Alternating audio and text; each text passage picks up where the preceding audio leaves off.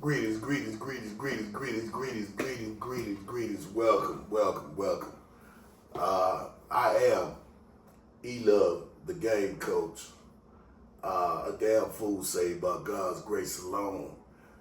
Today, here on the For Real TV talk show, powered by Yo Streets Mag TV. I have a distinguished guest here today.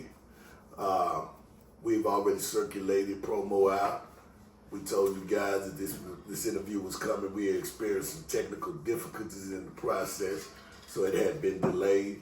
But God, as in our situation, always but God. Satan come up with things, you understand me, to distract you and get you off your game, but God.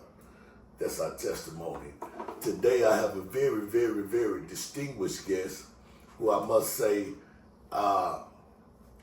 stands out and stands alone on his own. Today's guest is an established and a well-accomplished young black entrepreneur in the Dallas-Fort Worth Metroplex, an established and distinguished performer, artist, promoter, manager, and wear a few other hats in the entertainment sphere. So I'm not going to go into a long, lengthy introduction because this man himself in the Dallas-Fort Worth Metroplex and the entertainment sphere alone needs no long, lengthy introduction. His track record and his footwork speaks for itself. I'm going to let him say hello to y'all and let him introduce himself and tell y'all who he is and what he's about and what he's got going on. Yeah, man. You know what I'm saying? Hey. My ugly ass in the flesh. Give me some of that, man. You know, welcome to the For Real TV talk show where we do real things for real with real people. For those that don't know, this is my big brother. I am the little brother. I am KONCRETE / Strength of the Foundation Hall of the North. Got the street screaming side of your bitch wearing purple. You might not like me, but your bitch do. You know what I'm saying? You bet your body. Fuck with a solid nigga. You know what I'm talking about? Man, come on, let's run this motherfucker. You know what I'm saying? Okay. Let's get to the business. Definitely get to the business because everything with us is strictly on the business. So, Mr. KONCRETE SLAB, give us a little history about your career as an entertainer and a performer in the city of Dallas. You know, let us know what music genre that you hail from. Let us know what led you to make a decision to get involved in this particular genre in this town. And let me know how hard it's been, and let me know how many blessings you got as a result. Okay, so to be honest, the rap shit started, I was already rapping. I got in trouble, went to prison, but on my way there, I saw guys that was my peers in high school like starting to excel from rapping. When I was known to be the nigga rapper. Right.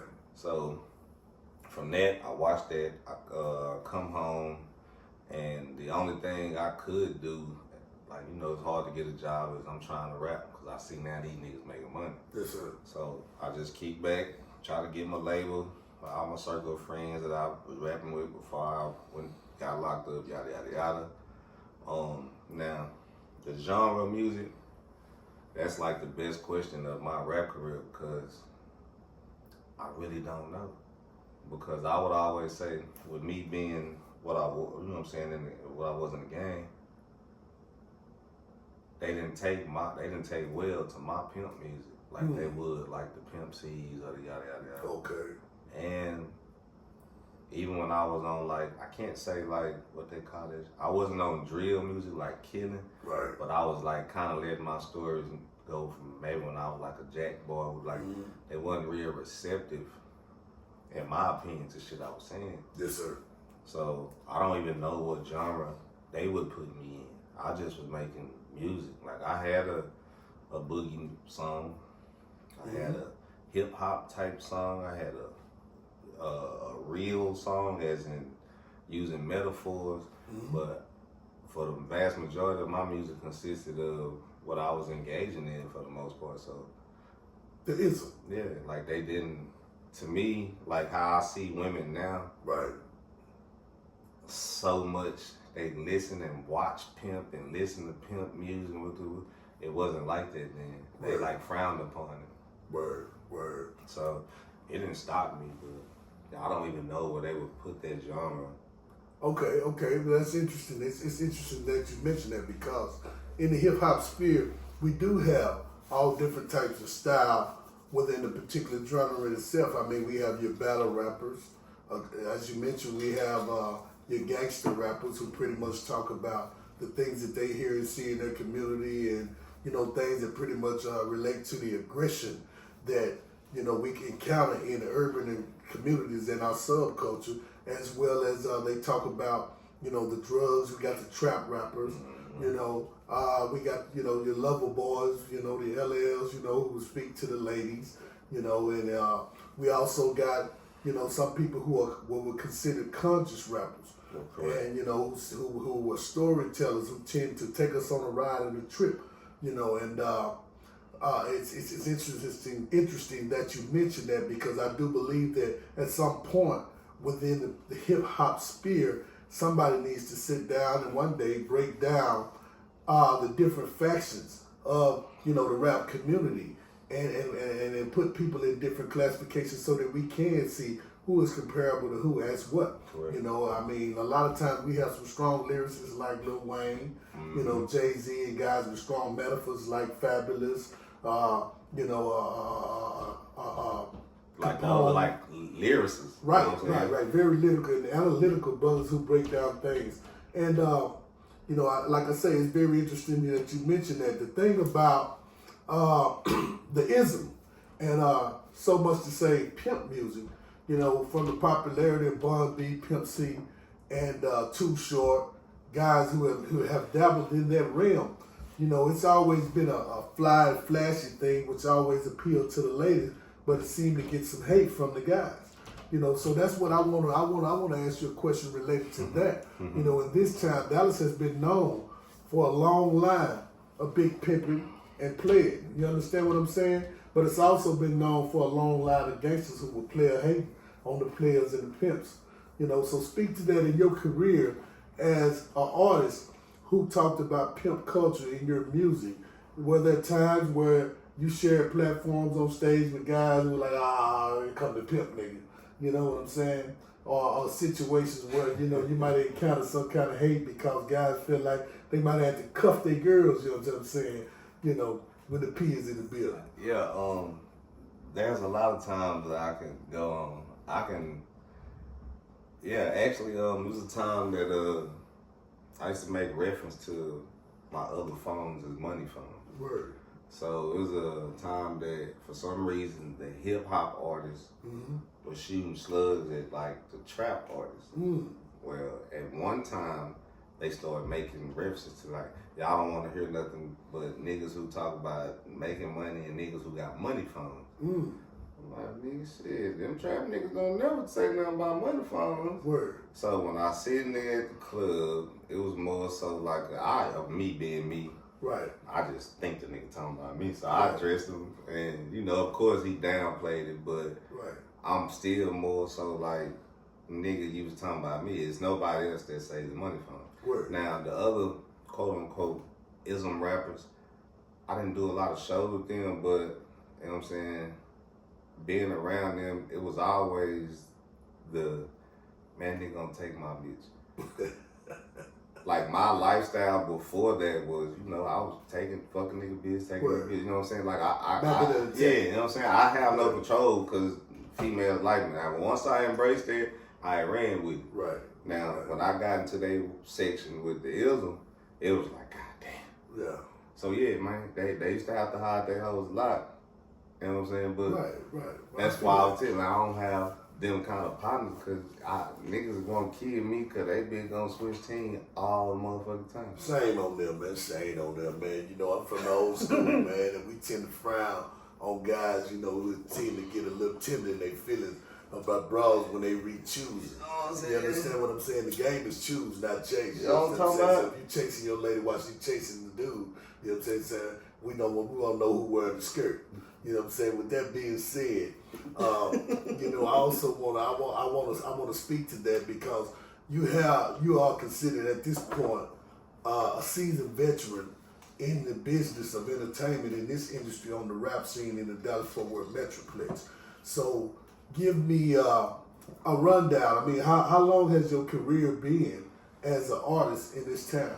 Okay, so if we go professionally, I would say since 2012, 13. Okay.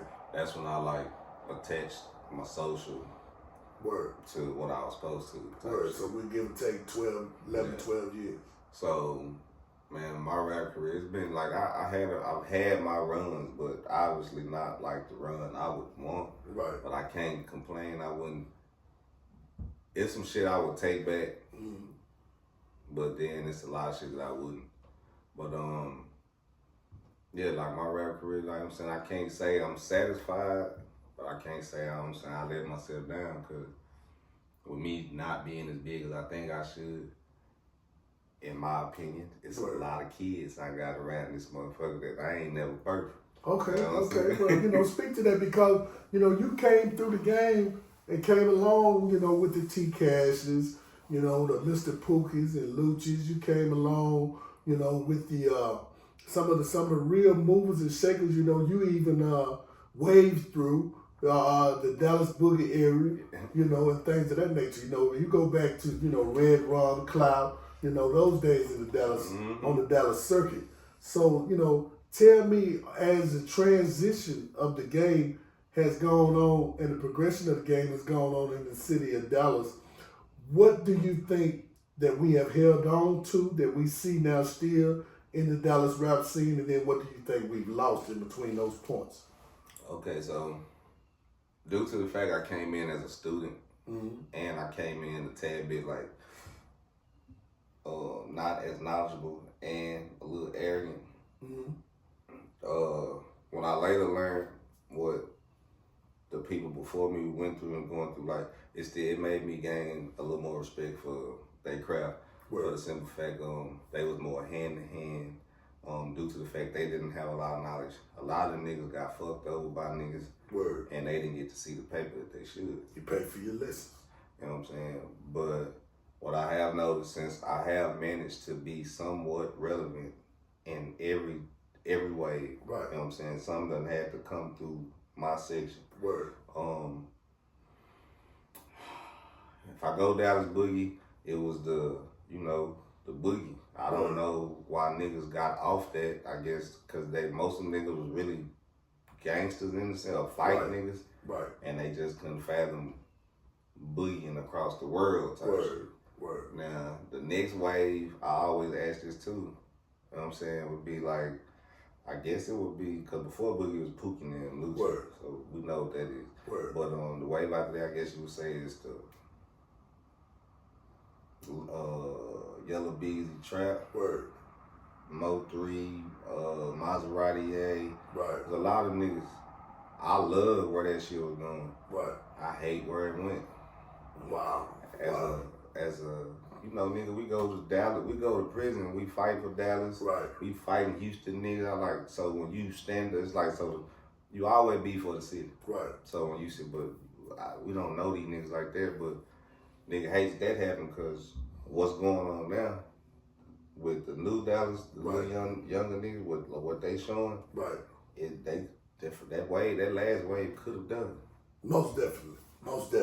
I like that you said that. Because as an elder in this town, having been gone away myself for 30 years, when I was a young teenager in this city, and you were a young man, I'm your older brother, so that they know, and you were a young man, then I was doing some of what you were doing at the early start of your rap career. So I was out and moving around at 89.3, which was a local community radio station where they played underground hip hop.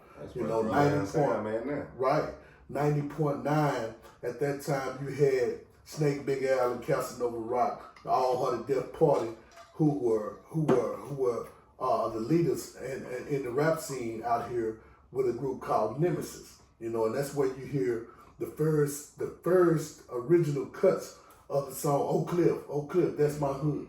You know what I'm saying? That was originally a track made by Nemesis. And so I used to perform at various parties and various events and functions with those guys and move around with some other guys, Sean Spotwood, DJ Spot, DJ Search, quite a few guys at that time. And, the reason that I'm speaking to that is to say that what I have noticed about the trend in rap music and the rap business in this town is that there's always been a culture of hate amongst the participants. There were times where we could come out and we could perform at the Fair Park Band Shell, and we could bring guys from North Dallas, we could bring guys from South Dallas, East Dallas, West Dallas, different rap crews and dance crews, and we could all perform at the event. But at the end of the event, it was a gang fight. Sides of towns and things of that nature. And then the hardest thing that has gone on about it is why I would say that the city has not been able to grow is because no major labels come here and court the city of Dallas artists, because most of our artists are usually still intertwined in the street game and the hustling thing, and they don't really take their business serious. You understand what I'm saying? So it's a long shot when it comes to investing in someone who's not willing to promote their own talent, to invest in their own talent, who don't seem to have a love for the game. It's just that they have a love for the fame. Give me a chain, you know what I'm saying? Give me a Benz or a Bentley, something to cap about to show off for the ladies, and that's as far as I want to go. So the people were not really interested in investing in Dallas artists, even though we have always had some of the greatest talent in the whole world. And the thing about that is that I wanted to relate to that point was that this has always pretty much been a town where we've always been divided by commodities, status quo, and politics. So much so that they come out years and years and years, decades later, and meet two of the greatest rappers, in this town, Mo 3 being one of the best I've ever seen in a long time, man. And lo and behold, you still have these artists and entertainers connected to the streets, But in all fairness, like us as older guys, it's easier for us to say that when we was young niggas listening to what we was listening to, it was older niggas telling us the same shit we telling them now. Yeah. Saying that to say, I think what we missing too, it be city treatment. Niggas be adding the bitch. Most definitely. And like it's say that, man. Say that. Wow. It's definitely somewhere about a bitch. Wow. Somewhere in that section of any friction. Right. At one point in time, some twat gonna come up, man. And that's the thing, man. That's the thing is that, it's crazy how we are divided, man, by females when we consider ourselves in this town to all pretty much be players and pimps and big time gangsters. And before you know it, we end up finding ourselves divided at odds with each other like some simps. You know what I'm saying? And perpetrators behind females. It's sad. Sometimes it may be the principle. Like, it's just be the bitch being law. Like, it can be you and I, and we into it with each other, but we gonna stand on something about our principle, our moral. It's just, unfortunately, it has something to do around this woman. Right. So it's always like, damn, they niggas fighting over the bitch when in actuality it could just be niggas just standing on their morals and principles. But what I've learned just with them niggas is just, if not that, is what we all see now. Like, niggas gonna tell it. The niggas can all get together, make some money, even be trapping hustling. Right. Somebody gonna tell it and fuck up the whole thing. Most definitely, man. It's hard to find stand-up people who stand on and will go down for what they believe in and what they put down. Yeah. It's one thing to put something down and accumulate it, and watch it flourish until it becomes profitable, but it's a whole nother thing for you not to have accepted on the back end in your mind at some point, if I don't get out of this shit, one day I'm about to pay for this shit. You understand what I'm saying? You got guys who are already making plots and plans about who I'm going to take down with me in the event that happens. Yeah. You know what I'm saying? That's crazy, you know what I'm saying? Because I come from a culture where, originally that did not exist. Even when we were broke and we were, petty hustling, we walked away flat broke. And probably walking, we probably come back on the wheel with racks and racks on top of racks. But it was understood, man, whatever we do, you know what I'm saying, or whatever we going to do, in the event that the people run down and I get away and you get caught, all they got is you. You know what I'm saying? I don't give a damn. It wasn't an area of video camera where everything was recorded. So I don't give a damn who say they saw you and 25 motherfuckers, man. It was just me. Right. You know what I'm saying? And we got this now. Okay, it's all mine. You know what I'm saying? What about the other guys? What other guys? Man, I don't know nothing about no other guys, man. You know what I'm saying? Let's just get it over. You know, book them down. You know what I'm saying? Eat my, you know what I'm saying? And outlets. You know, so that has changed about the culture, man. And but I also want to say this, and I want you to speak to this. First of all, let the people know what section of Dallas you predominantly hail from. Okay, so I typically express this. I don't know how the fuck I ended up in North Dallas. So my recollection, my family was staying in Oak Cliff. Mm-hmm. I was born in Medical City. Mm-hmm. I ended up raised in North Dallas from the Wicked Web Chapel. Mm-hmm. And I asked my siblings a lot, like, nigga, how y'all was from South Dallas and Oak Cliff and how I ended up from the North. So yeah, man, I'm from North Dallas and I am from Web Chapel. Word. Well, you know, that's the thing, man, you know, because, you know, I encountered that a lot in my growth and development because, you know, a lot of times we have to look at the culture and the politics of things going on around our parents and in our town, you know, so in the era that we in, you know what I'm saying? I was raised in the 70s and going into the early 80s, and during that time, black families were coming out of a very, very serious, you know, economic crisis. And right around the same time, then we got hit with the wave of the crack cocaine era, you know, and it engulfed us, you know what I'm saying? So most of us that were teenagers by that time who had parents who was in their 30s and 40s, most of them got swallowed up by that. You know what I'm saying? Drugs and alcohol, because drugs has always been a part of our culture, but the crack cocaine era took things on a whole nother way. You understand what I'm saying? So our mothers and fathers, they ended up cracking, and we ended up being the dealers and the gangsters, you know what I'm saying, to take over the game and to be the front end for the foreigners that would come here and see an opportunity to monopolize a way to get some money around these white people. And so the thing that they could use was the youth. See, the youth, one thing they have to worry about was the youth. If you're 12, 13, 14 years old, you ain't got no serious drug habit that's going to cause you to steal $200, $300, or $20,000 from me. So if I put you to work, you understand what I'm saying?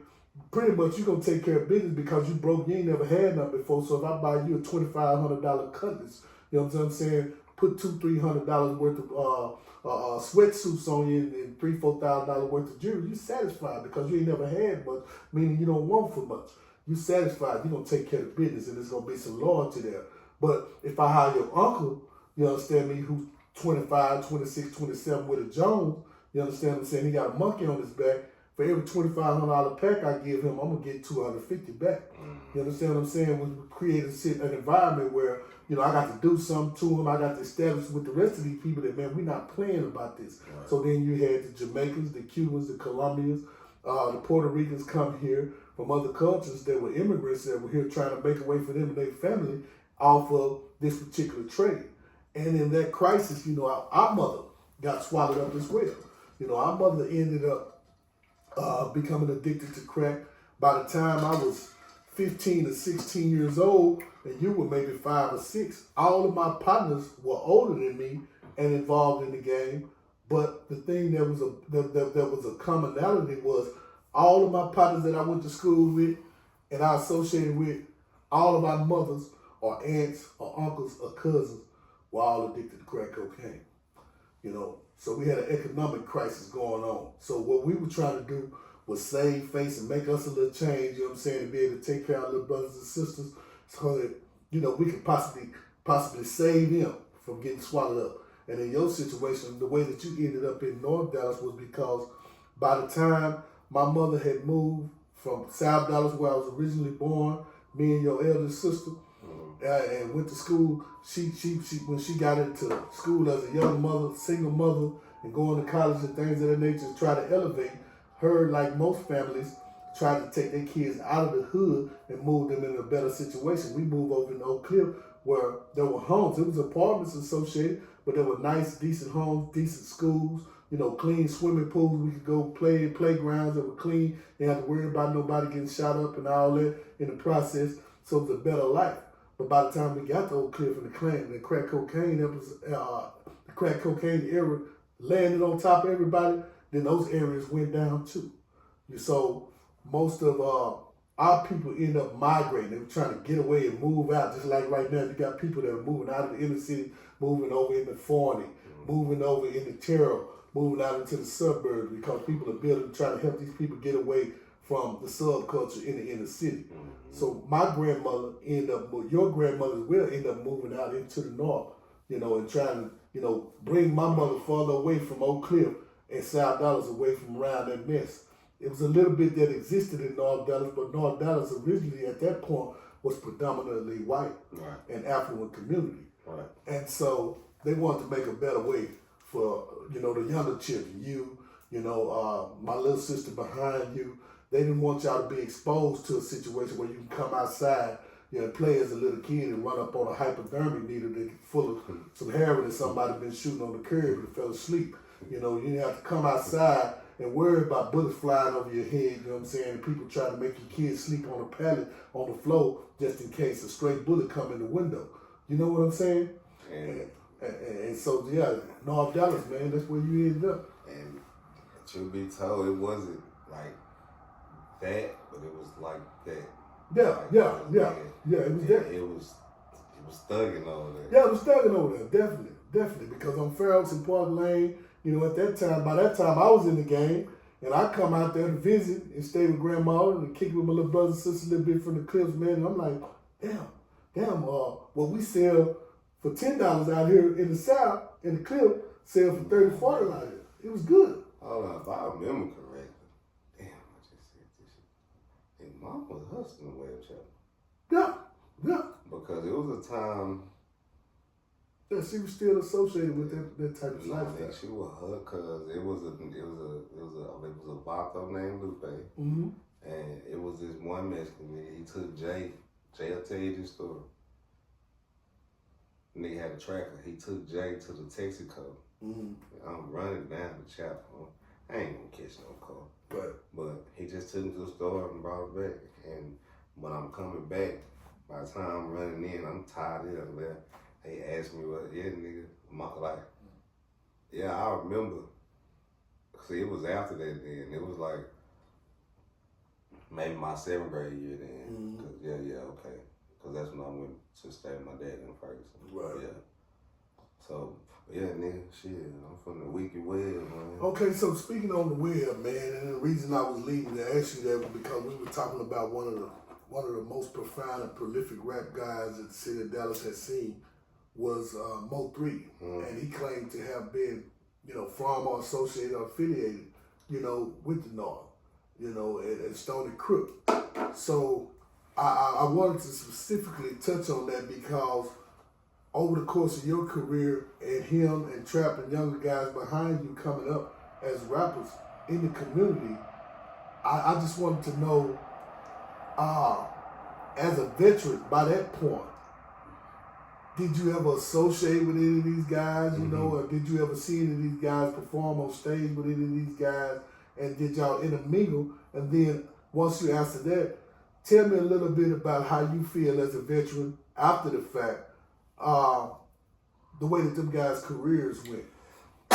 Okay, so about those specific 3 guys, about Trap, L, and 3. Since I don't normally just sit, get these stories, I am be my big brother. I used to be a promoter. Right. So, I've never had it. I don't have no hate or no issue with now one. And just, okay, I'll tell you. So the Trap and situation happened where, like 2 weeks before this situation happened, I was trying to book them. And it was like $5,000. But at the time, I ain't got it, so I'm like, goddamn. So, but on this one time, man, I'm going to get my child, and she stayed in Oak Cliff. And it was a road rage incident where we almost hit each other. We got into it on 67, like Pope. We got off right at the Long John Silver and the end of it. Right. Talking about me and this nigga strapped, me and this nigga talking, cash money shit. Word. This nigga tell me, nigga, this my hood, this my Right. I'm like, nigga, fuck all that. You trying to strap? Nigga had, man. You know what I'm saying? So, right. But I'm trying to stop my baby mama from getting out because he do got a girl with him. Right. And she trying to get her. I got my youngest in the car. She kind of crying. Word. So it kind of smoothed over. And I just like, because Kamaya called me and was like, Daddy, just leave. You know what I'm saying? We end up a weird ass way. An incident happened where I apologize, he apologized for the situation. Word. You know what I'm saying? I never had nothing with Trey. Yella. My thing with that is I don't have an issue with him. It was an issue with the solid shit. Where cause his manager at the time was like a good friend of mine. Like Word. I can never speak nothing ill on his manager. I just wanted to give me an outfit in a nigga video. A blogger took my old song and compared it to Yella's song. Mm-hmm. Rain and I talked about the shit to where he told me just to chop it up as an L, cause I really ain't, you know what I'm saying, ain't shit I can do. Right. The only thing about it is, I don't tell people this shit. Right. Is, I don't know this shit, but I talked to 3 attorneys. And the third one was like, I finally told him what artist I was in reference to.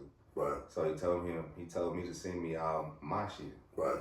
When he called me back, he was like, man, you might got something. He said, you gotta look at it like this. They hush money, they shut you up money might be life-changing money for you. Right. The reason why I never went forward with that is because, as I said, his manager's a good friend of mine. He came through at the time I had fell out. And the nigga looked out for me so tough where I feel that was my shake back to how I'm here today. Okay, so speaking on that, give us a little bit of insight about, what do you mean when you say the solid shit, specifically?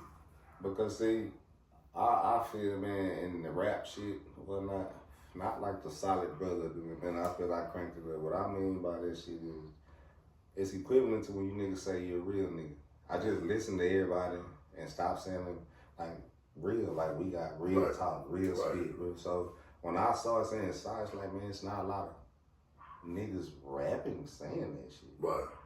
You know what I'm saying? Not on the pretense of nigga, you solid. Right. You know what I'm saying? Keep it solid. Right. You know what I'm saying? Nigga, that's solid. You know what I'm saying? So I'm just more so like, it's still just to, like, nigga, be real. I'm talking about the shit you do in the dark too as well. Right. You know what I'm saying? So yeah, it's nothing too extravagant. It's just, I had to figure out a way to think outside the box from all the rappers. That was my gimmick, the purple shit, the solid shit, my slogan. Like everything, it was just me trying to figure out how to stand out as an artist. Right, right. So to give the people a little history, while I was away, you were sending me, flyers and print off press release cards and everything, promoting the term solid. Quite naturally, you invented a company and named your brand Real Solid Music Group. And that was a record label. That was a record label. And you branded that well. You grinded because in every other song or every other performance that I heard around that time, it was solid. Everything was solid. And so much so even to today, your new brand, the new clothing design, Solid Investment, Pride. So saying that to say this, I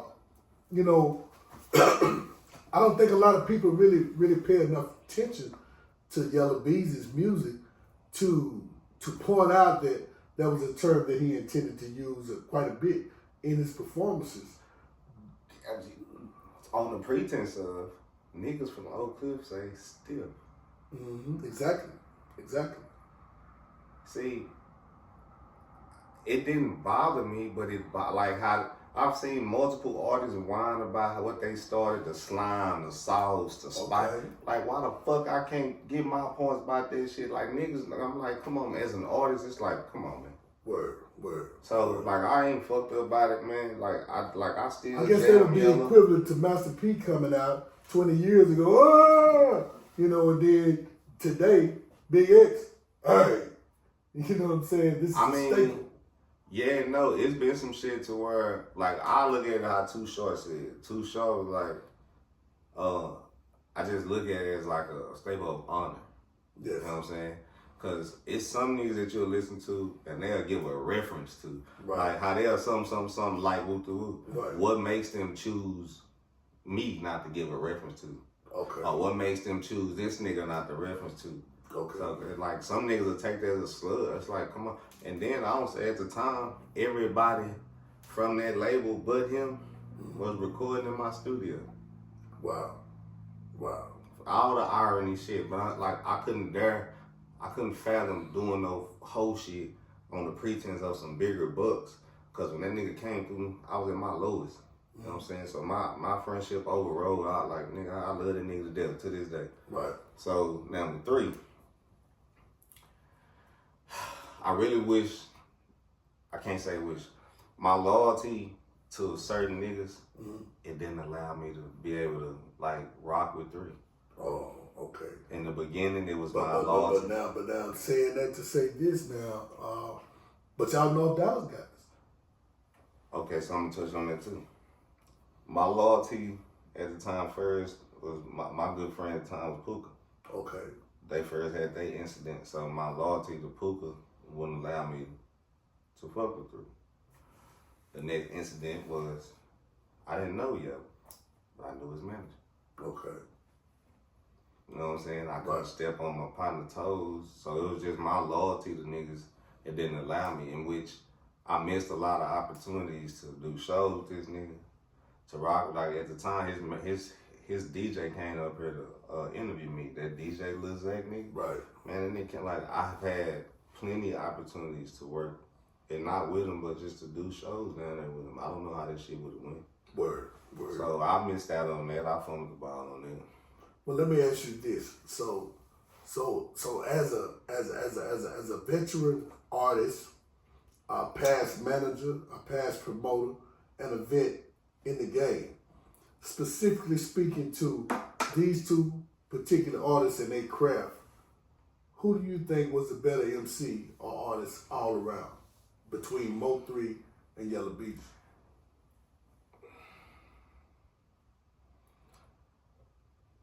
It's kind of like, how can you compare? They didn't do the same type music until they started beefing. Okay. So who do you think worked the hardest? Who put the hardest work Like in? shit, they both like nigga Yellow had a run where nigga Moneybag, Yo, Lil Bag, nigga Chris Brown, man, that nigga had a fucking run where nigga Yellow was touching shit niggas ain't touched too though. Word. Like, you can't take that from that nigga. Like, Cuz was, like, nigga was on the go. Like, I don't know what actually slowed that shit down, but nah, like, you can't knock, like, and then I guess the debate is the rap better. Right.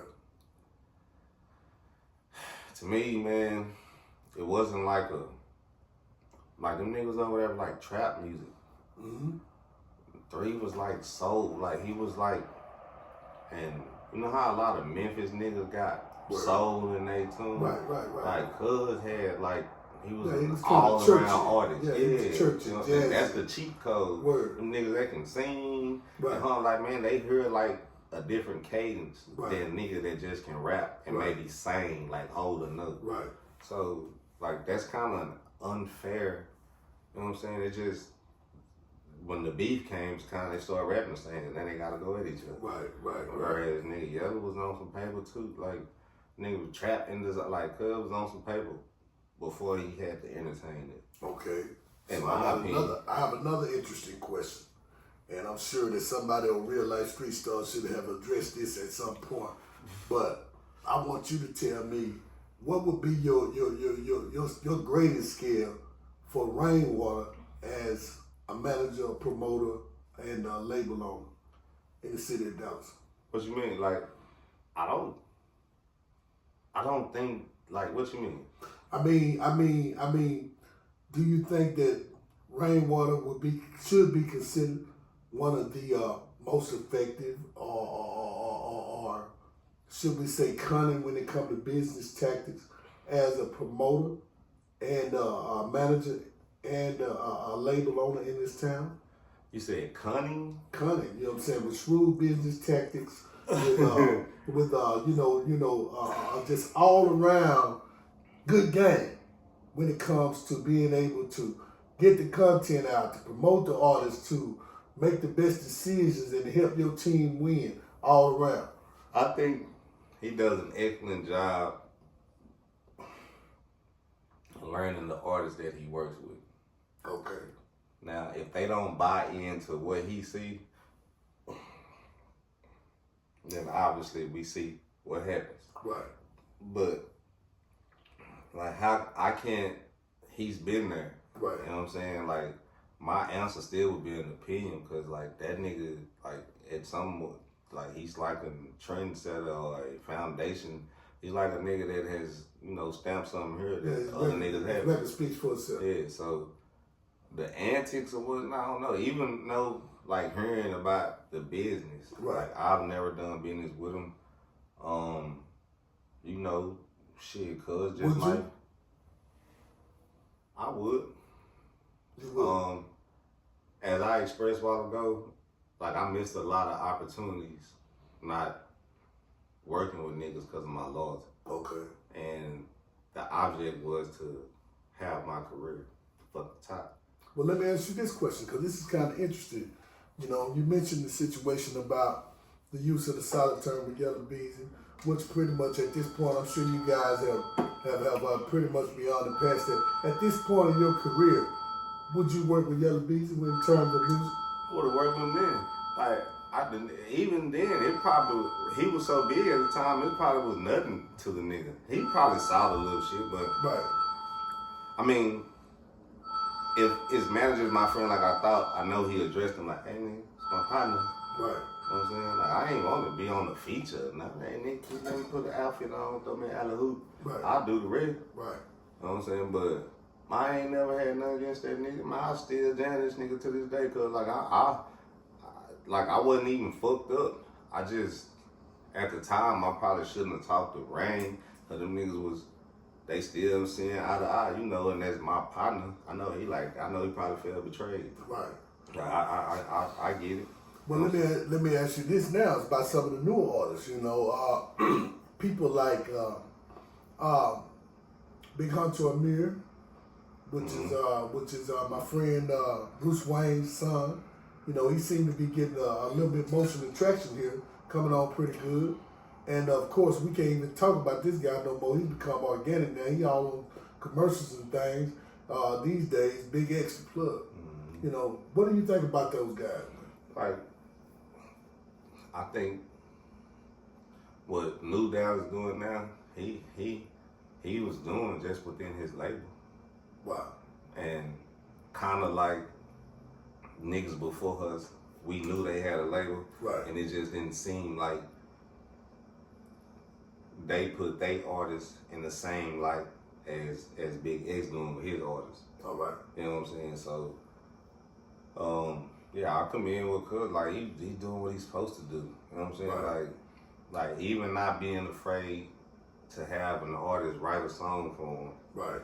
Perform the song and then let us know, hey man, this nigga wrote this. Like that's the ultimate reach of an artist. You know what I'm saying? Right. It's like that's the whole brotherhood of it. Right. It's like blackjack, nigga. We want the dealer money, nigga. It's us versus them. They get it over there. They young niggas get it though. Man. Yeah, I like that. Too much paper. Yeah, man, I really, really love the New Dallas movement, and I want to, give a salute and a shout out to those young guys from an OG's perspective, because we needed something in this town to unify the music game.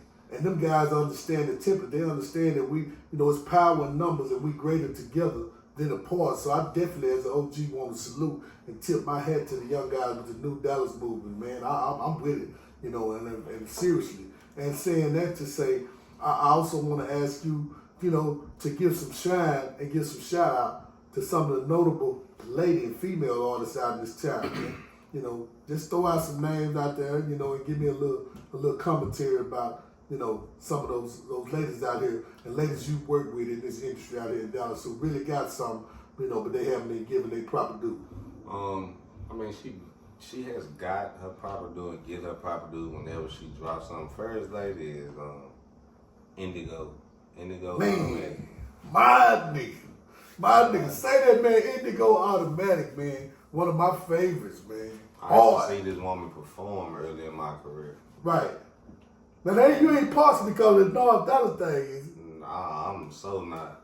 And like this woman just was hard. Like Organic, when you a rapper and you see like women who don't typically rap like women. Word. Like she ain't on it. It's nothing against the twerk music, the whole music. Right. When she handling that hoe, she running that bitch like Word. a nigga. Word. But it's on some feminine shit.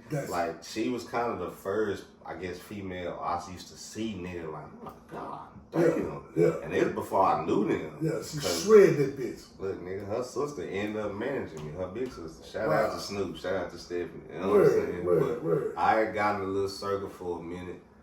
You know, we was on the little Star City shit. So I don't want to say no disrespect to Chrissy V, Miss TB, Feezy. Right. But Indigo, man, she's different. Man, Erica got bars though. Word. She like her cadence. I like women that can rap. No, for real. You know what I'm saying? Like I'm not into all the. We know you fine. Yeah. But I like women out that I like. Damn. Yeah. You know Eat up the track. Yeah. So who else here, man? I ain't biased. The Mia Eliani chicken, which niggas gonna say I'm biased because I know her and yada yada yada. Right. But Mia go hard. Right. And she's like an all around artist because she can sing too. Right. And she can do like the hip hop, like she can rap East Coast, Southern, West Coast, like she's very, like, you know what I'm saying? Some women just hard in one aspect, so she kind of, she hard. Okay, well, let me ask you about a few in particular. What you think about Armani Rose as a rapper? To me, in my opinion, Armani is an OG. Okay. So I think I booked him before. Like I like Armani. If I was the AR, if I was to give constructive criticism, it'll probably be like maybe I can't say up to date beats, Right. but like another level of production. To the extent that ride with her cadence. Okay. You know what I'm saying? Because she's well, her being an OG, like, you know, some of us be setting our cadences. Right. So we be trying to run our music against their shit. Right. So our shit is kind of older. Yes. Whereas if we run into or maybe it can be a different engineer. Right. They can play some chop her shit, you know what I'm saying? And they can make it more feasible because, like, she can rap. It's just, once I got to the other side and got taught what they listening to, how they, it don't even take a lot. So, but Amari Rose, she been around for a minute. Okay, let me ask you about another veteran. Let's add some motion in the city. What do you think about Side Dollars Kiki? Kiki hard. Right. Kiki hard than a bitch. Word. You know what I'm saying? Kiki hard than a bitch. I don't even know how I forgot her, but Kiki hard. Word. And Kiki be on the motherfucking beats, man. Kiki hard too. Yeah. Well, the big egg, the chick from West Dallas that nigga Rain got there, she hard too. What's her name? I don't know. Man, this a big something. Man, that little chick hard too. Oh, really? Anique, she snapping too. All right. Oh yeah, she hard too. Okay, so now recently, I sent you a clip from one of my friends, my lady friends. You know, I say one of my locates. You know what I'm saying? There's definitely a rider, and she's not had as big a platform as some of these young ladies in the city, but she's definitely a top contender when it comes to lyricism, when it comes to cadence, when it comes to snapping, but also when it comes to punchlines that have real gritty context to them. And that is First Lady Ishi Ebony. From the clip that I sent you of my little friend, what would be your assessment? I've seen you post her before too. I think maybe where she recorded her music, like as in a better studio. Okay. Because the one I heard, that recent one, yeah, it just be, it's that, maybe it's like what I would say with the money. Like you can tell that she's a kind of a seasoned vet. So it might not be her beat production.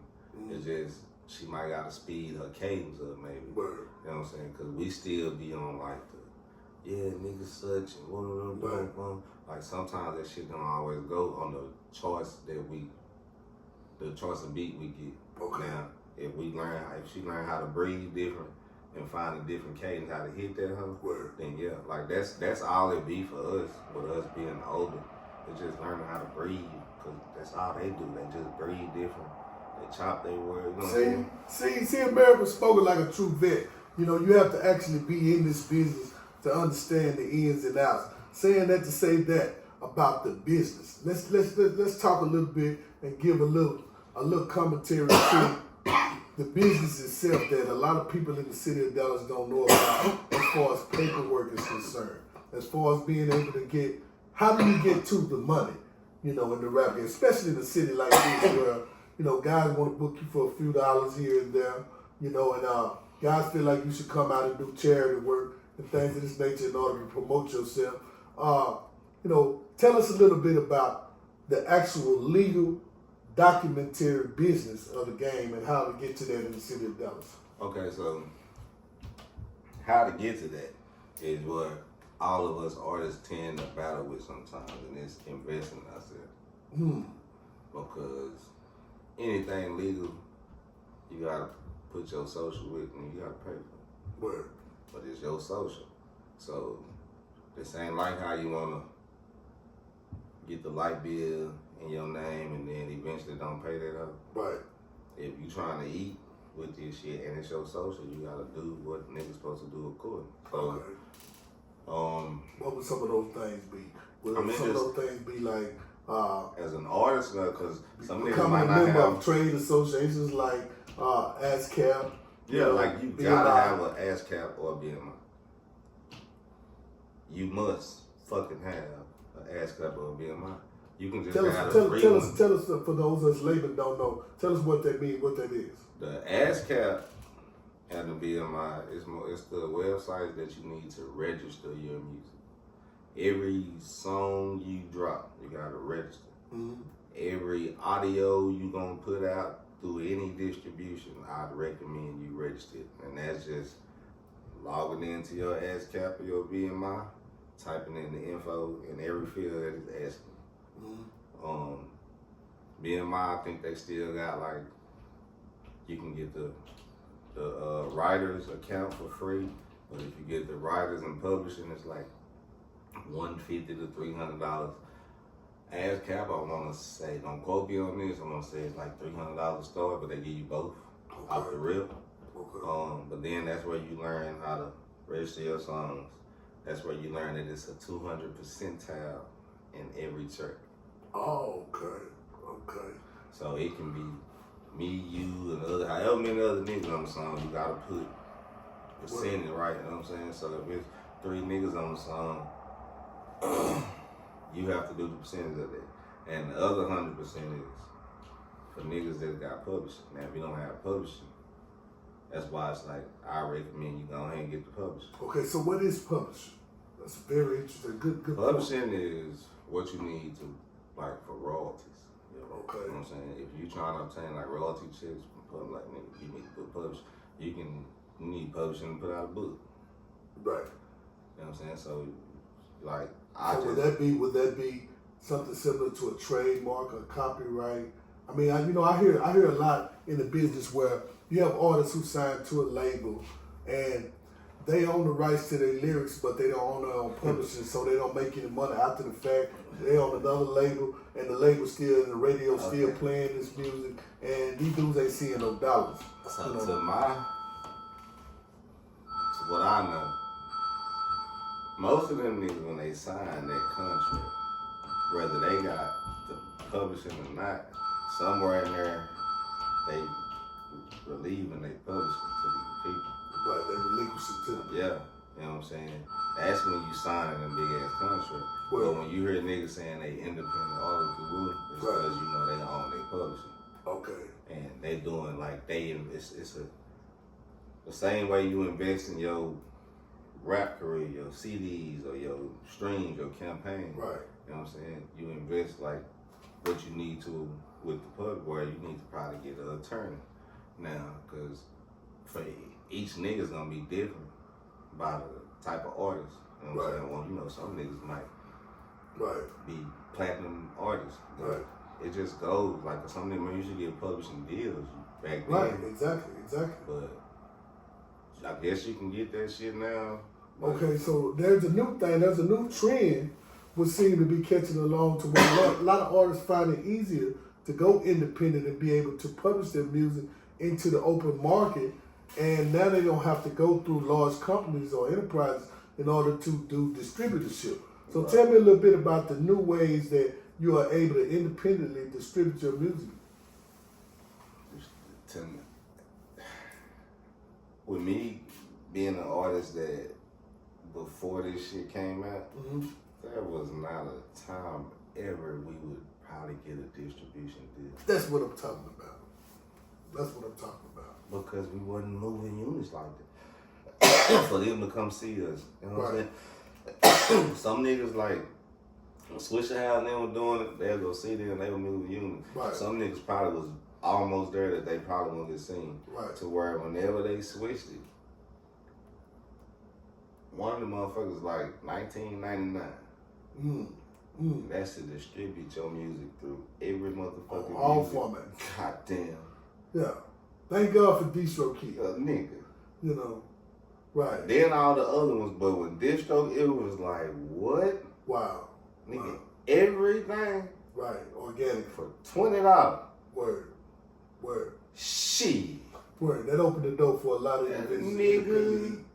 Yeah. Niggas just dropping shit. Right.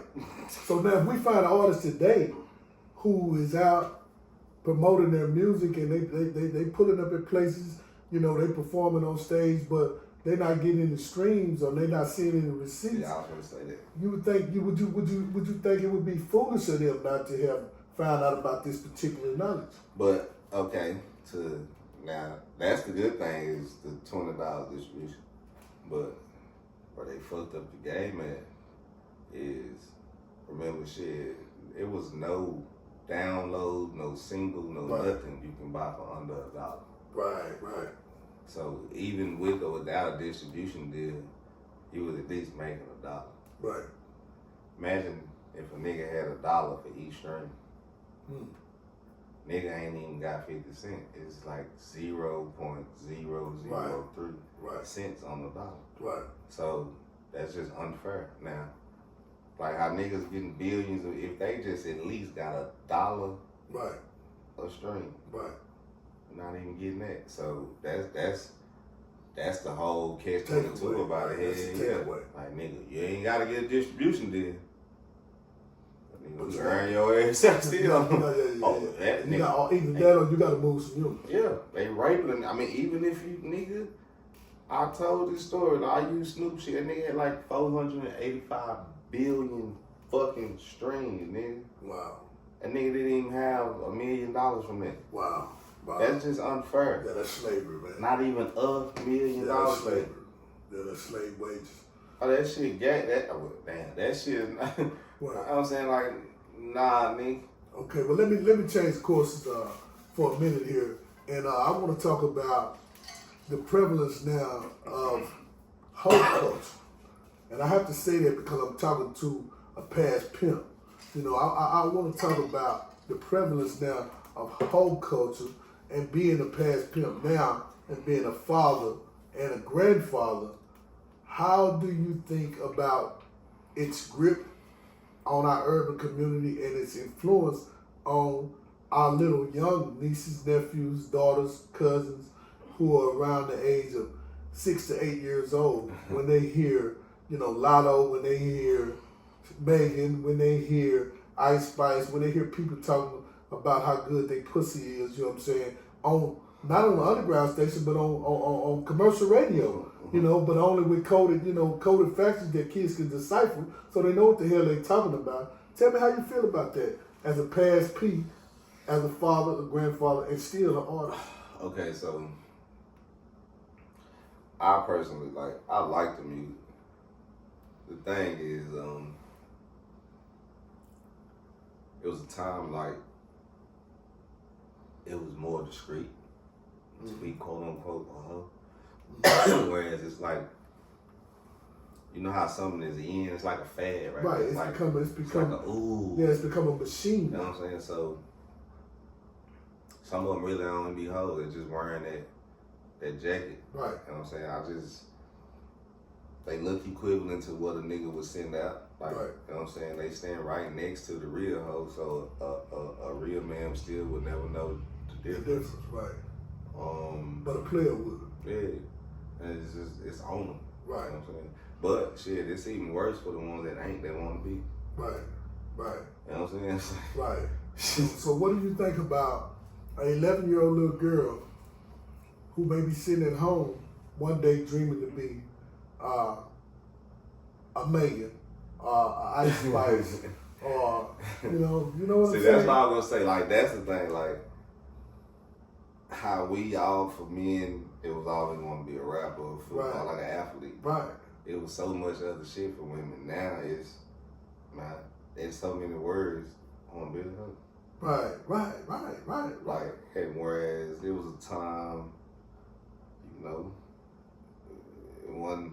it wasn't used unless needed. Right. You know what I'm saying? But I just see both, like, being on both sides. It's like, damn. Some women that trap that's in the game, you know, shit. Right. They built for it, they made for it, something they want to do, and they choose not to do it for free. Right. It's some on the other side that's just going. Right. And they wouldn't dare take nothing. Right. And they don't mind no free fucking. Right. But I don't think, like, we just didn't have, they didn't, us coming up with our female rappers, then they didn't force, quote unquote, the whole music on us all. Right. Whereas now, they don't do nothing but play that type music. It's oversaturated. You know what I'm saying? Where, Oversaturated. like, I don't know of another female rapper I can, man, who's Jam? Maybe that Scarlet young lady. Right. You know what I'm saying? But other than just off the top of the dome, it's just nobody you can just go to Right. that don't do the whole rap in the scene. Right. So, I mean, man, this shit for me, this is what they want. Right. It's just like, nigga, your kids gotta be built tough. You know? Now this is gonna be a tough one, and this might give me a little censorship in my station, on my views, but I don't care. You know what I'm saying? This is the For Real TV talk show, so we deal with for real topics, for real people, and for real issues. So I want to say, we done talked about how the whole culture has affected our music and our industry. Let me have you to speak a little bit how homo culture has affected our industry. Right now, we're dealing with one of the largest scandals that the hip hop industry has ever seen with P. Diddy and the mass unveiling of many of our herald, man, and famed and, you know, reputable, you know, MCs, man, and performers finding out that they've been doing some things, you know what I'm saying, that, you know, the hood wouldn't necessarily approve of, man. You know, and I ain't gonna get too graphic with it, but I'm just saying, you know, we seem to be undressing some of our most, you know, our most praised, man, and you know, reputed entertainers, man, in this genre, in this music, man. So tell me how you feel about that. How you feel about its effect on the hip hop industry and the hip hop community? Homo culture. If I can remember correctly, man, they done always said it's been like that, though. Oh, really? I'm talking about, like, see, because I can think back to the origin of hip hop, man, from the days of Grandmaster Flash, Melly Mel, to the upcoming of LL Cool J, to Kool Moe Dee, to come all the way up to the Eazy-E's, Ice Cube. And as far as I can remember back, I don't think we had anybody who was saying or doing something that was unmanly. If I ain't mistaken, I think one of them niggas you named had a story. Now, I don't know who the Jam, recipe Jam Master. I don't know. Somebody had some weird shit going on over there in the East, but it came out later. Oh, really? Even from like the gangster nigga shit, like man, I don't think it was. I think niggas was dying if you was gay. And nigga gonna kill you, you know, type shit. Like, you know what I'm saying? It was way frowned upon. Right. And a gay dude wasn't so comfortable. Right. The vast majority of them wasn't so comfortable to be around a nigga. Right. And be there. Right. So it wasn't a fashionable thing to come out as such in this particular business. So wherever it switched at, it switched. No, most definitely. Well, it has switched broad based across the whole nation and just life in general these days. This is just a natural norm for us in life these days to accept people and their choice of whatever. You understand what I'm saying? This is the most free that freedom of choice and things of that nature has ever been. So it's only natural that something like that will trickle down to our music and our culture as far as the hip hop community is concerned. But I want to say this. One thing that dealing with this thing associated with P. Diddy, because I used to get a guy high cars, man, when I was locked up, and I thought during the era, I thought that P. Diddy and Jay-Z were two of the greatest players that I ever seen in the rap game. You know, and I can truly say as a fan, from a fan's perspective, that my heart is broken. You know, and that's not to say that, allegedly, we don't have all the facts. But I want to say this. One thing that I want you to speak on, and I want to speak on, is the domestic violence part that's associated with, say for instance, the video that we saw of P. Diddy beating down this girl in the elevator hallway and dragging her and things of that nature, man. For me being a stand-up guy in the G from way back, that was just something that was highly frowned on from guys from my era. Though you had guys who considered themselves gorilla pimps and other things that did that kind of thing. For those who considered ourselves as strong and stiff original gentlemen, it was frowned on because as stiff dudes, we wouldn't even take our time to bully a chump. You understand what I'm saying? Just because we could. So when our ladies got mad and they got a little feisty and they chucked something at you and punched you in the chest a couple of times, the most we might have done was grab them and shook them and throw them down on the bed and leave, because it's understood that, man, as long as you ain't got no knife and no gun, you ain't gonna kill me, you can't hurt me. And then we also knew, because we had been dealing with women for so long, that this is typical of women. When they get mad, they get emotional, they gonna say some things that make you want to do some things. You understand what I'm saying? The greatest weapon that they have against us is words. You know what I'm saying? I can't whoop your ass. You understand what I'm saying? Unless I put something in my hand, 9 times out of 10, unless you just a chump. But because of that, we would knuckle up our fists, man, and ball up and beat the shit out of no woman, man. You understand what I'm saying? So for guys like me, when we saw that, man, we took for granted that was a weakness in the dude, because most dudes use them kind of tools to over-dominate women physically that they couldn't work with and deal with by finesse, mentally and communicationally. You understand what I'm saying? So we squeeze them kind of dudes. You know what I'm saying? So to see that man played out, and then to think about it as a brother, a father, an uncle, who might have a little sister or a cousin one day that might encounter a guy like that.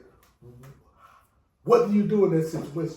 Because you're a father, you got a beautiful young daughter.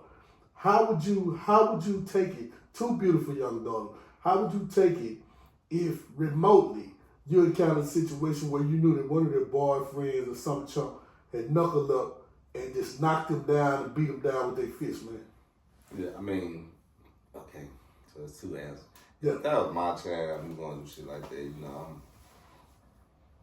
That's one of the times, niggas just hope they give a nigga bail.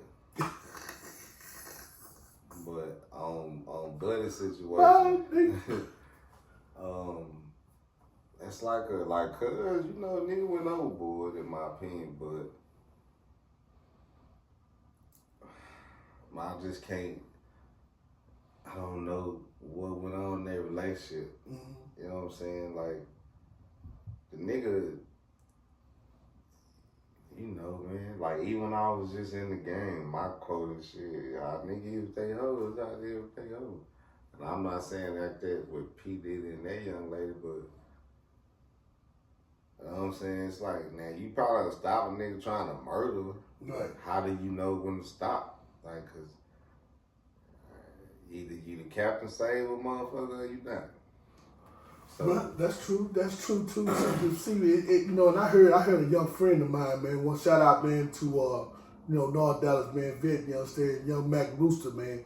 I heard this brother mention on some content I was watching where he said that, okay, you know, for the ladies of the night that are sex workers and that are quote unquote hoes, you know, we're not talking about natural, normal, civilian, neutron ladies who are neutral and don't involve themselves in that kind of shit. You understand what I'm saying? But those who take it upon themselves to decide to pay a pimp, they live this lifestyle, they live this culture, so they know all of the ins and outs that come along with it once they committed to it. You know, and sometimes that comes with a level of discipline that guys get physical with some of them. Some guys choose that as a tool or a method to be able to discipline their ladies. But what this young brother was saying is in essence is that these women knew what they were paying for, knew what they were getting when they got into it. And a lot of them, you understand what I'm saying, they stayed in it, not necessarily because they liked it, but because it was a part of the game that they were in. Now, I'm not condoning or justifying it, because as a man myself, I don't condone no dudes knuckling up and putting their hands on no female. Man, I got a mom, I got a sister, you know what I'm saying, and you know, I got little nieces and other folks, kids and ladies, you know, that I love, and I just as a gangster and as a G, you know, an original gentleman, man, I consider myself dominant enough not to never have to resort to that in order to be able to relay a message to a lady. You understand what I'm saying? Or a hoe. You understand what I'm saying? But, you know, I just want to say, man, that we've taken some steps back when it comes to a day and time where men are so emotional that they can't express themselves verbally in a manner that they have to get physical with females, because most guys, in my experience, that do that with females are not that verbal and that physical when it comes to confrontation with other guys, man. I'm gonna say yeah and nay, cause even back then, man, them old niggas beat women up. They did, but I mean, they did. I watched our niggas uncle. had the jobs. Mm-hmm. It was like it came with the territory of them being the nigga who went to work. Well, I'm gonna say this. This is very controversial. I'm glad. Yeah. It's good that you mentioned that. And a lot of people don't want to hear this. You know what I'm saying? But it's scriptural and it's biblical.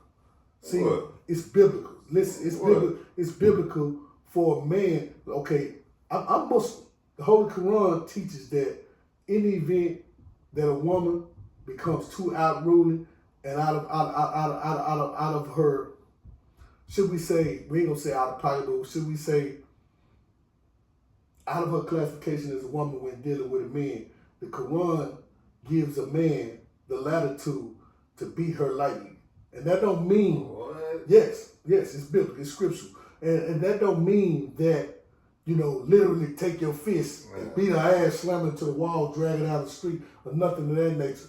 But it means for you being, as a man, the more dominant figure in a relationship, to take control, to get her in a situation where you can communicate to her effectively, so that, you know, there can be some checks and balances. You understand what I'm saying? Now, in the Bible, in the Corinthians, it speaks of the man being the head of the woman and more dominant. That don't mean kick her ass. Yeah. You understand what I'm saying? So there are roles that originally existed scripturally and biblically, which put men as the maintainers, the protectors, the providers, and the dominant situation with women. Yeah. But it's only, the thing that a lot of people miss is that it's only when the man is rightly guided by God in his relationship and dealing with his woman. Right. You understand what I'm saying? Anything outside of that, would be considered as selfish and satanic, man. You understand what I'm saying? Right. So if I just decide I want to beat your ass because I don't know how to master you without doing so to get you to comply with what I want you to do, you know what I'm saying? Then it's horse, man. It's satanic and it's horse, man. It's a lot of dudes that, use that tactic. Right, You and know what I'm saying? it's a weakness, in my opinion. That's just my opinion. It is very much so a weakness. You know, but we ain't gonna take this too much further. We're gonna wrap this up, and shout out. I want you to be able to let everybody know this is Concrete Slab, Dallas' own North Dallas veteran, one of the greatest entertainers, you understand me, in the city as far as I'm concerned. My little brother. We want you to be able to shout out all your plugs and brands. We also want y'all to know that my brother has his own podcast, TV show called Real Spit for the Day.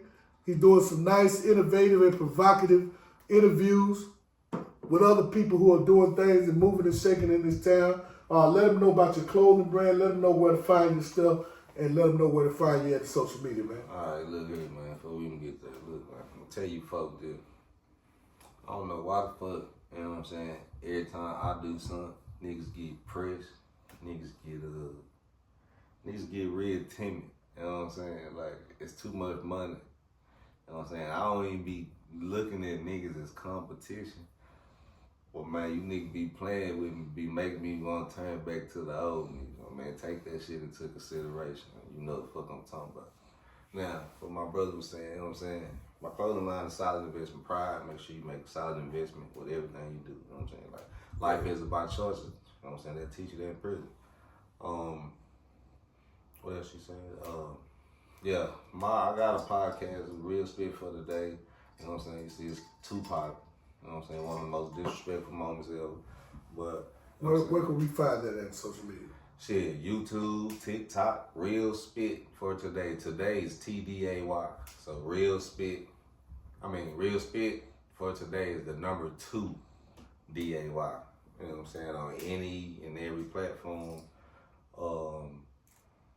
I'm looking for more women to interview. You know what I'm saying? I'm looking for a co-host that's like a woman that can speak intellectually and she's not one-sided. You know what I'm saying? Where do we find your music at social media? Man, you go find me a Concrete Slab under everything. Now, if you go to YouTube, put Concrete Slab, Concrete with a K, Slab, but you gotta put #solid or you gotta put solid at the back. Cutting white folk pay for everything, and it's gonna pull up cement. Like it's gonna be hard to find it. Right. This world got everything. Right. Every ad word, every bitch got everything. And let's make this official. So you are retired from the ism. For the young ladies that might be looking for a manager. See, this nigga got me telling myself, I like keeping y'all guessing. I'm out the way. I make it look like I'm in a relationship. I make it look like I got some hoes. I make it look like I'm trapping. I make it look like I'm rapping. I want you motherfuckers to be confused about me. But I'm not interested because these hoes ain't real hoes now. They like boyfriend pimps. They you know what I'm saying? You gotta really dig for one that's on the old ism. But other than that, shit, I'm out there for way. I don't even help them. You know what I'm saying? Most of these square women engage in a lot of whole activity. So it's like I gotta pick and choose anyway. If a nigga was on that. But. Right. Okay, so in closing, man, we're gonna let you give your shout outs.